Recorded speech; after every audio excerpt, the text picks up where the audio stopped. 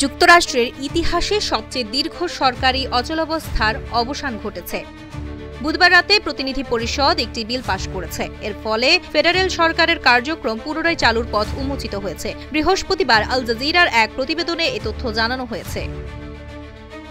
প্রতিবেদনে বলা হয়েছে, রিপাবলিকানদের নিয়ন্ত্রণাধীন প্রতিনিধি পরিষদে অনুষ্ঠিত ভোটে 222 জন আইন প্রণেতা বিলের পক্ষে ভোট দেন। এর মধ্যে 6 জন ডেমোক্রেটও ছিলেন। অন্যদিকে 209 জন এর বিরোধিতা করেন, যার মধ্যে 2 জন রিপাবলিকান ছিলেন। বিলটি এখন প্রেসিডেন্ট ডোনাল্ড ট্রাম্পের স্বাক্ষরের জন্য পাঠানো হবে।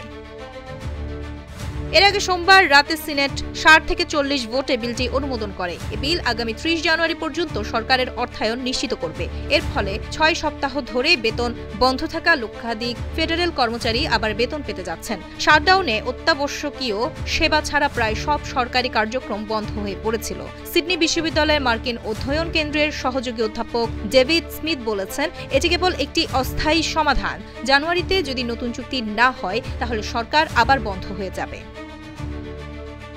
এদিকে যেসব ডেমোক্রেট সিনেটে বিলটির পক্ষে ভোট দিয়েছেন তারা হলেন ডিক ডারউইন, জন ফেটারম্যান, ক্যাথরিন কর্টেজ মাস্ট্রো ও জ্যাকি রোজেন, ম্যাগি হাসান ও জিন শাহিন এবং টিম কে।